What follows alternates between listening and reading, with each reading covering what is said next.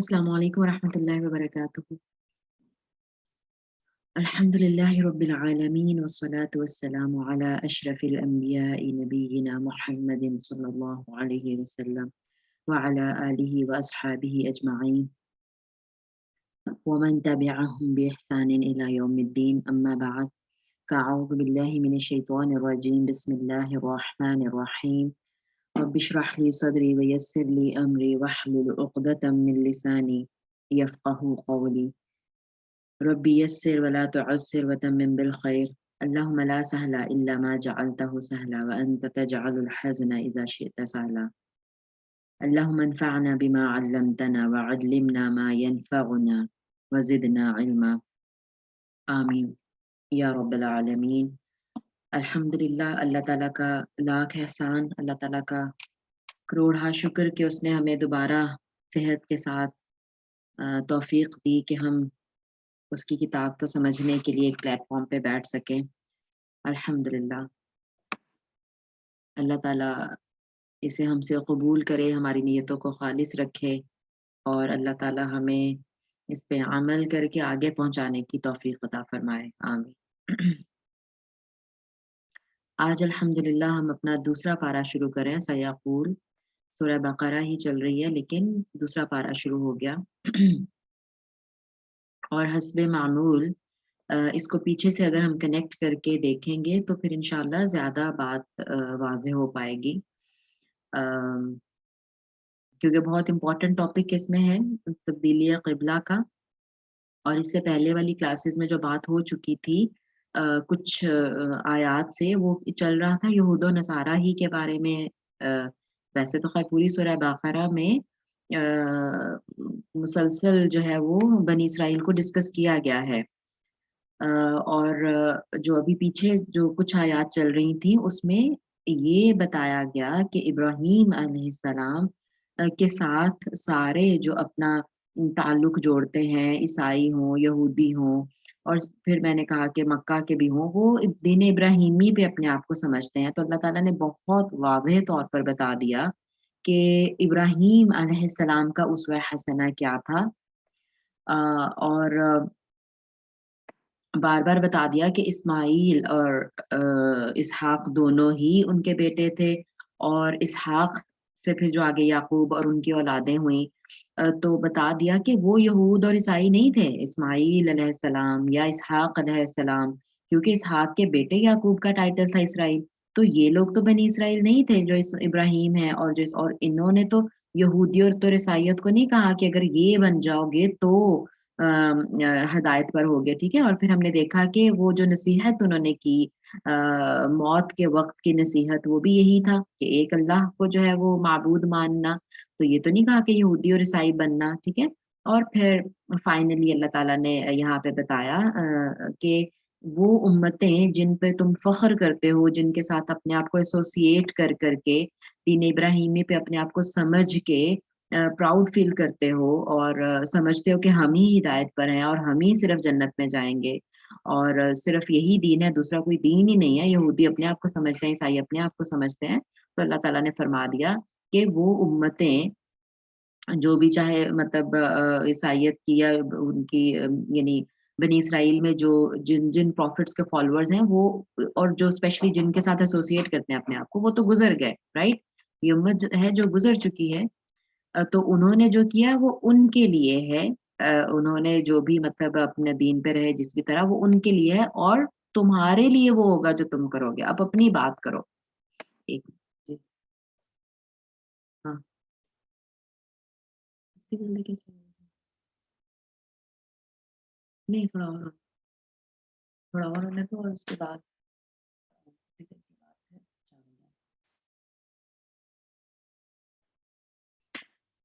ठीक है। औज़ु बिल्लाहि मिनश शैतानिर रजीम। तो फिर अब मतलब अल्लाह ताला ने बता दिया कि उनके अमाल उनके साथ, ठीक है?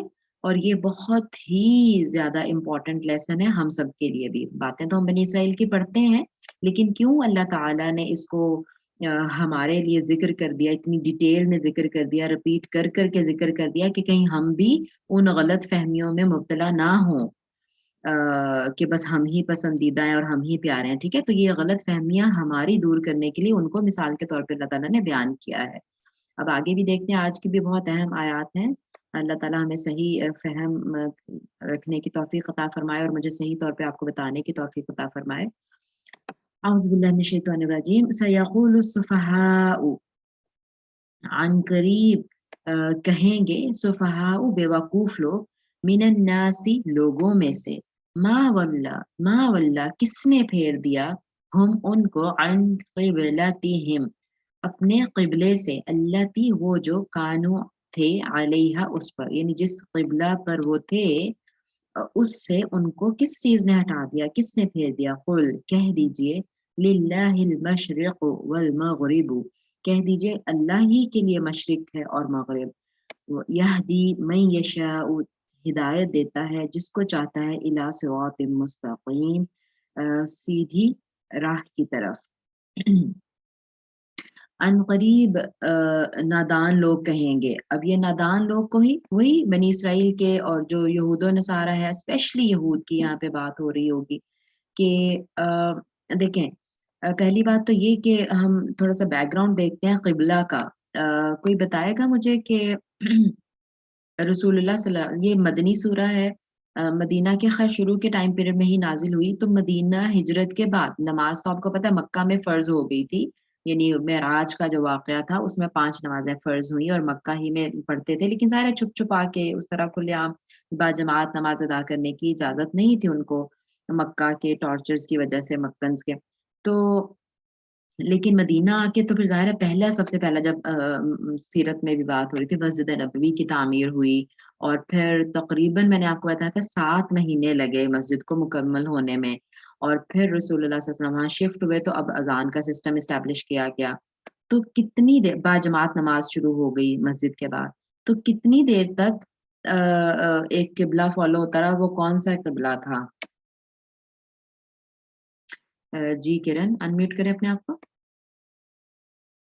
جی بیت المقدس کی طرف نماز پڑھتے رہے۔ وہ کہاں پہ ہے بیت المقدس؟ بیت المقدس کہاں پہ؟ فلسطین۔ ہاں فلسطین میں یروشلم جو علاقہ ہے اس میں ہے، ٹھیک ہے۔ اور کتنی دیر تک اندازاً پڑھی نماز اس طرف منہ کر کے؟ جی انمیوٹ، آپ نے میوٹ کر لیا اپنے آپ کو واپس۔ 7 ماہ جب تک فرض نہیں ہوا تھا، حرم کی طرف منہ کرنے کو نہیں کہا گیا تھا، 6-7 ماہ۔ 7 ماہ تو میں نے بتایا مسجد کی تعمیر میں لگے تھے، ٹھیک ہے۔ اچھا چلیں نائلہ جی آپ بتائیں۔ جزاک اللہ خیر، بارک اللہ فیک کی کرن۔ جی نائلہ جی۔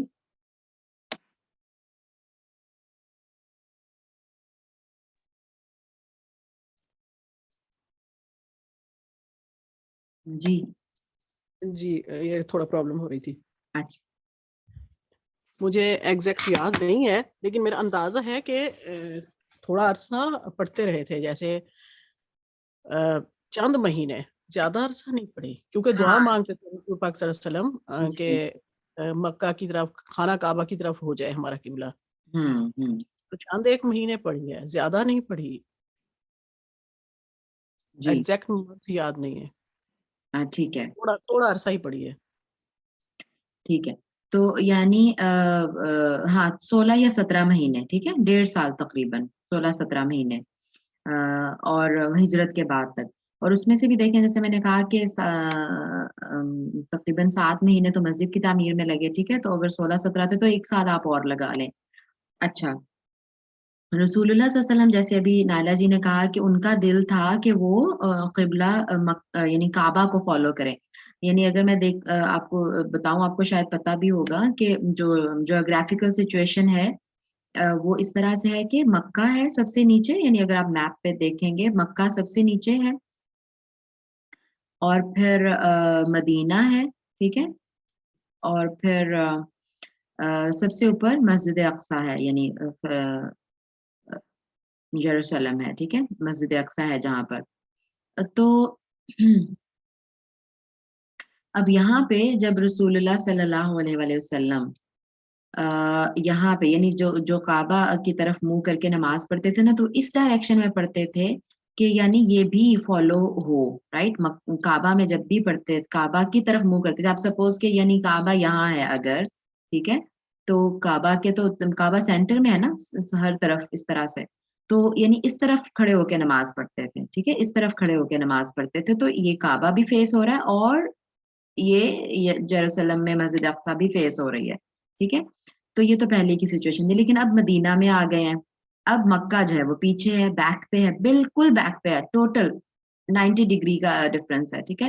تو اب جو ہے اگر وہ مسجد اقصی کی طرف منہ کریں گے تو اس کو بالکل بیک ہوگی، یہ سچویشن ہے، ٹھیک ہے. اور رسول اللہ صلی اللہ علیہ وسلم اس کو بیک نہیں کرنا چاہتے تھے، لیکن مصلحت تھی، کیونکہ یہودیوں کا قبلہ وہی تھا. یہود و نصارہ کے لیے جو مطلب ایک قبلہ تھا یہود و نصارہ کا، وہ مسجد اقصی ہی تھا.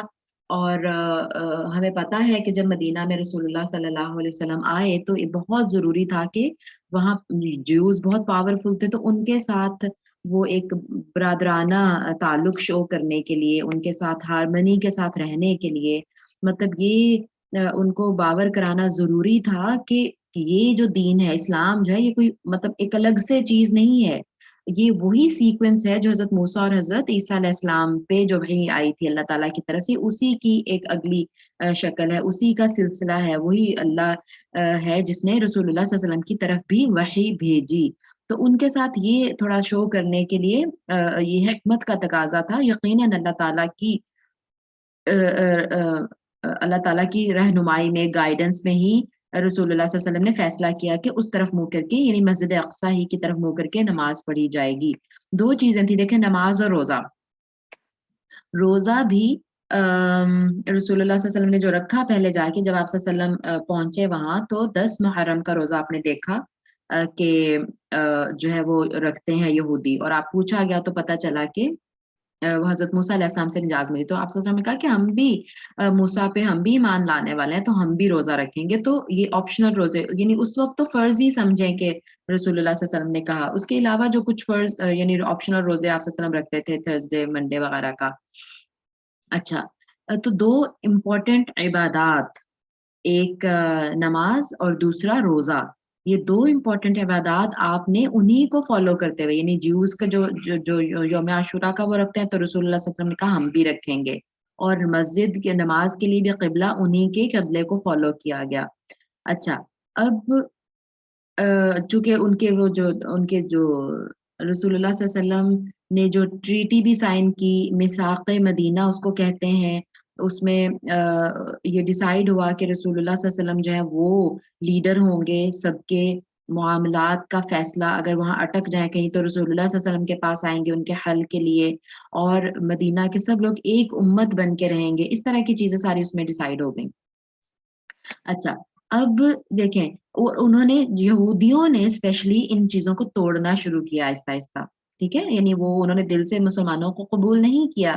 میجورٹی تھی ان کی جو وہ نہیں اسلام لے کے آئی، کچھ چند جو ہے وہ لے کے آئے اسلام، دل سے انہوں نے ایکسیپٹ نہیں کیا. اور پھر ظاہر ہے کہ اب رسول اللہ صلی اللہ علیہ وسلم کی طرف سے اور اللہ تعالیٰ کی طرف سے بھی ایک مطلب چیز آنی تھی ان کو بتانے کے لیے کہ اب جو تم اپنے زوم میں ہو، جو کون سا زوم جو پیچھے ابھی میں آیت میں بات کر کے آئی تھی نا، کہ تم سمجھتے ہو کہ تم اس امت سے تعلق رکھتے ہو بنی اسرائیل سے، اور یہی اللہ تعالیٰ کی پسندیدہ امت ہے. اور اللہ تعالیٰ نے خود بھی قرآن پاک میں ہمیں بتایا نا کہ اللہ تعالیٰ نے بنی اسرائیل کو ایڈریس کر کے کہا کہ میں نے تمہیں تمام جہانوں پر فضیلت دی. یس اٹ واز ٹرو کہ وہ بہت فضیلت والی امت تھی، اللہ تعالیٰ نے چنا تھا، سارے انبیاء ان میں بھیجے تھے، یہ صحیح بات ہے، لیکن ان کے کرتوتوں کی وجہ سے اب ان سے یہ مقام چھیننے جا رہا ہے، اب ان سے یہ فضیلت چھن چکی ہے جس کا ان کو یقین نہیں آ رہا تھا، اور وہ بنی اسرائیل کی بجائے اب بنی اسماعیل میں شفٹ ہو چکی ہے. ٹھیک ہے، تو یہ والی چیز بھی ان کو بتانی تھی. تو اس لیے اب چونکہ میں نے کہا نا کہ آہستہ آہستہ، تو پہلے تو برادرانہ تعلق کے لیے یہ چیزیں ہوئیں کہ ٹھیک ہے قبلہ بھی انہوں کو فالو کیا گیا، روزے بھی انہوں کے، لیکن اب ٹائم آ گیا تھا، اور اللہ تعالیٰ دیکھیں جو آیات نازل ہوتی رہیں، اللہ تعالیٰ ان کو سمجھاتا رہا آیات کے تھرو، رسول اللہ صلی اللہ علیہ وسلم پڑھ کے ان کو سناتے رہے. ٹھیک ہے، کہ جو ہے وہ اپنے ہاتھوں سے لکھتے ہیں اور چینج کرتے ہیں اور رسول اللہ صلی اللہ علیہ وسلم کو پہچان سکتے ہیں اگر وہ اپنی بکس کو کنسلٹ کریں. تو یہ ساری باتیں ٹھیک ہے, لیکن فائنلی جب وہ نہیں ان کو سمجھ آ رہی بات, تو اب یہ فائنلی ایک یعنی ٹائم آ گیا تھا کہ اللہ تعالیٰ اب ان کو ڈکلیئر کر دے اوپنلی کہ آپ کا جو وہ مقام تھا, جو آنر تھا افضل امت ہونے کا, ناؤ دس از نو مور. ٹھیک ہے, اور وہ جو امامت آپ کو ملی تھی تمام جہانوں کی, مطلب کہ تمام جہاں کی امتوں پہ فضیلت دے کے جو امامت آپ کو ملی تھی, اب وہ ان کو مل چکی ہے, مسلمانوں کو مل چکی ہے. رسول اللہ صلی اللہ علیہ وسلم کے پاس وہ آنر آ چکا ہے اب. ٹھیک ہے, تو اب اس میں سب سے پہلا سٹیپ جو فائنلی ڈکلیئر کرنے کا تھا نا, اس میں سب سے پہلا سٹیپ یہ قبلہ کی تبدیلی کا تھا. ٹھیک ہے, بہت بڑی بات تھی کہ ان کے لیے جو مقدس چیز تھی اس کی طرف اب بالکل بیک ہو گئی. میں نے آپ کو بتایا نا کہ بالکل 90 ڈگری کا چینج تھا. تو اب مسلمان اگر اس کو فیس کریں گے تو وہ اس کو مسجد اقصیٰ کو بیک ہو جائے گی. ٹھیک ہے, and it was clear cut sign کہ they don't have any more that priority over others. تو وہ اس میں سب سے پہلا سٹیپ یہ ہو گیا. اس کے بعد اسی صورت میں آگے چل کے تھوڑا سا اور ہم دیکھتے ہیں کہ دوسری ہجری میں ہی, کیونکہ یہ کب ہوا, میں نے کہا کہ 16-17 مہینے بعد ہجرت کے, یعنی 1.5 سال بعد. ٹھیک ہے, اور اسی سال کے اندر روزے بھی فرض ہو گئے, یعنی رمضان بھی آ گیا. رمضان میں اب رکھنے ہیں تو وہ بھی لے لیا گیا مسلمانوں سے, اور جب رمضان کے روزے فرض ہو گئے تو پھر وہ جو عاشورہ کا روزہ تھا وہ آپشنل ٹھہرا. ٹھیک ہے, یہ تو دو بڑی بڑی چیزیں ہوئیں اس ٹائم میں کہ پتہ چل گیا نہیں کہ مسلمانوں کی اپنی ڈائریکشن ہے, اور اب یعنی اگر کوئی کسی کو وہ لینی ہے, یعنی آنر لینا ہے, تو وہ ادھر آئے, یہ والی اب جو ہے امت, یہ اب فضیلت والی امت ہے. تو اب دیکھیں, اچھا, اور اس میں ایک جو پوائنٹ آؤٹ ہو رہی ہے چیز, وہ یہ بھی ہو رہی ہے کہ اب دیکھیں یہ انہوں نے, مطلب ظاہر ہے کہ ایک چھوٹی چیز نہیں تھی, اور اللہ تعالیٰ کی بہت ساری حکمتیں تھیں اس میں سے ایک تو ان کی آزمائش کرنا بھی تھا کہ وہ کیسے رسپونڈ کرتے ہیں. اور جو جیسے میں نے کہا نا کہ کچھ یہودیوں میں سے ایمان لے کے آئے تھے, کچھ عیسائی بھی کچھ یہودی بھی, ان کو بھی چیک کرنا مقصود تھا کہ کیا وہ سچے دل سے ایمان لے کے آئے ہوئے ہیں یا بس ایسے ہی ہلکا پھلکا سا ہے یا کچا سا ایمان ہے ان کا کہ لوگ باتیں کرنا شروع کریں گے تو وہ تنگ آ کے واپس پلٹ جائیں گے اپنے دین میں. رائٹ, یہ والا امتحان بھی مقصود تھا. یا یہ کیونکہ یہودیوں کو تو جب بھی موقع ملتا تھا نا وہ کوئی نہ کوئی باتیں کیے رکھتے تھے, تو ابھی بھی ان کو موقع ملے گا تو کیا ان کی باتوں میں آ کے یہ کیسا اس کو رسپونڈ کرتے ہیں, یہ چیک کرنا بھی مقصود تھا.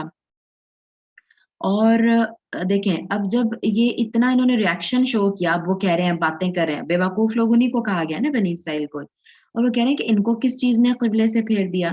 اچھا, اس سے اس بات کا بھی پتہ چلتا ہے کہ وہ بہت کنسرن رکھتے تھے مسلمانوں سے, یعنی مسلمانوں کی ایکٹیویٹیز پہ, اور جو بھی وہ کر رہے تھے وہ اس کا ایفیکٹ ہوتا تھا ان لوگوں پر.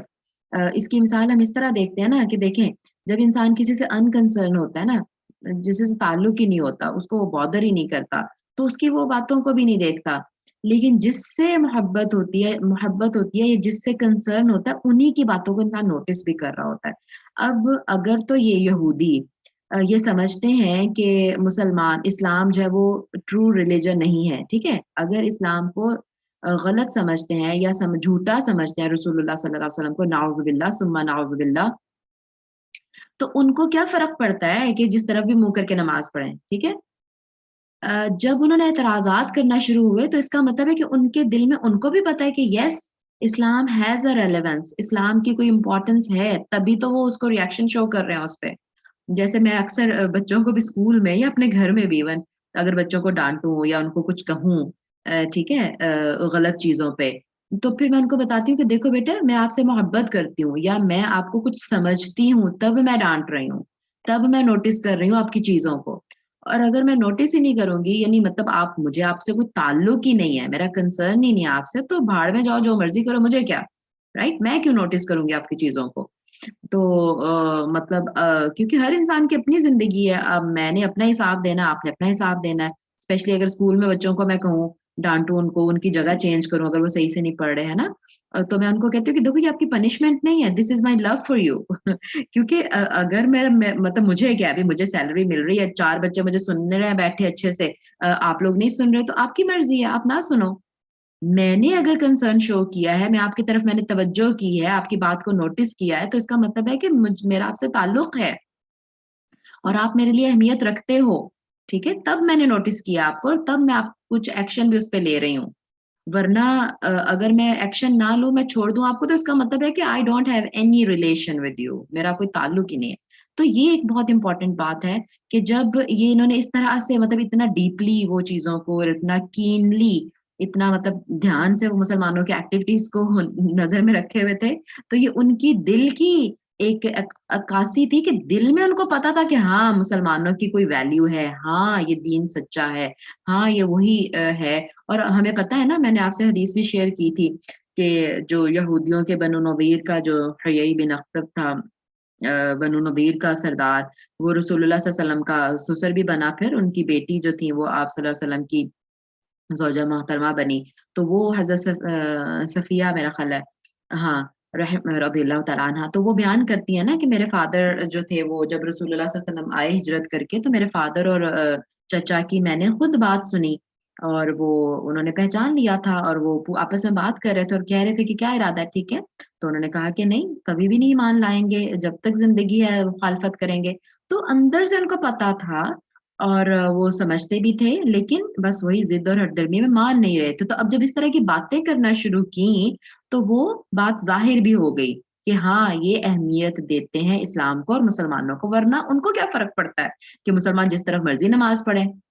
why they are so eager to discuss about this even, ہے نا. مجھے اگر مطلب مجھے کسی اور آج دیکھیں نا, اگر کوئی ہندو ہے, میں سمجھتی ہوں کہ وہ غلط ہے سپوز, ٹھیک ہے, تو مجھے کیا کہ وہ اس بت کو پوجے یا اس بت کو پوجے, ادھر کھڑے ہو کے عبادت کرے یا ادھر کھڑے ہو کے عبادت کرے, مجھے کیا تعلق اس سے, میں تو بادر بھی نہیں کروں گی. تو جب انہوں نے اتنا بادر کیا اور اس کو ایشو بنایا اور اس پہ باتیں کرنا شروع کی, تو اس کا مطلب تھا کہ yes they know what is inside. تو اینی ویز تو اب یہ جو باتیں کر رہے ہیں, اس سے یہ چیز ان کی پتہ چل گئی, اور اللہ تعالیٰ کہہ رہے ہیں کہ وہ یہ عنقریب کہیں گے کہ کس چیز نے ان کو پھیر دیا. تو اب ان کو بتا دو کہ مطلب تنگ دلی نہیں, اور وہ جو ہے وہ تنگ نظر بھی تھے, جو یہودی ہیں بہت تنگ نظر ہیں. اور اللہ تعالیٰ نے کہا کہ ان کو جواب دے دو سب سے پہلے تو کہ اللہ ہی کے لیے مشرق اور مغرب ہے. جس طرح کا تصور تم اللہ کے بارے میں رکھتے ہو, وہ ایسا تصور اللہ کا ایسا نہیں ہے, ٹھیک ہے نا. اللہ تو یعنی مکان اور زمان سے پاک ہے, ساری یعنی ساری ڈائریکشنز اللہ ہی کی ہیں, وہی اسی کی ملکیت میں ہے. لیکن جو ڈائریکشن ایک فیس ڈیفینیٹلی کی جاتی ہے وہ یونٹی کے لیے ہے. تو یہ سب سے پہلے تو یہ بتا دو, کیونکہ اگر آپ دیکھیں کچھ ہمیں اسرائیلیات میں سے ملتی ہیں روایات کہ اللہ کے بارے میں اتنے ان کے غلط کانسیپٹس ہیں, یعنی اللہ کو اتنا انہوں نے چھوٹا کر دیا ہے, نعوذ باللہ ثم نعوذ باللہ. یعنی کہ وہ کہتے ہیں, جیسے ابھی قرآن بھی بتاتا ہے نا, کہ وہ کہتے ہیں کہ اللہ تو فقیر ہے اور ہم غنی ہے, نعوذ باللہ, ٹھیک ہے. کبھی کہتے ہیں کہ اللہ کی پاور اتنی لمیٹڈ ہے, کبھی کچھ کہتے ہیں, نعوذ باللہ ثم نعوذ باللہ. اس طرح کی اتنی بےہودہ باتیں ان کی کتابوں میں لکھی ہوئی ہیں اللہ کو لے کر بھی, اور انبیاء کے بارے میں تو کیا ہی کہنے. اتنے غلط کبیرہ گناہ انہوں نے انبیاء کے ساتھ ایسوسیٹ کیے ہوئے اپنی کتابوں میں, یہودیوں کی بات کر رہی ہوں اسپیشلی, ٹھیک ہے. تو مطلب یہ اللہ تعالیٰ نے بتا دیا کہ نہیں, اللہ تعالیٰ زمان و مکان سے آزاد ہے,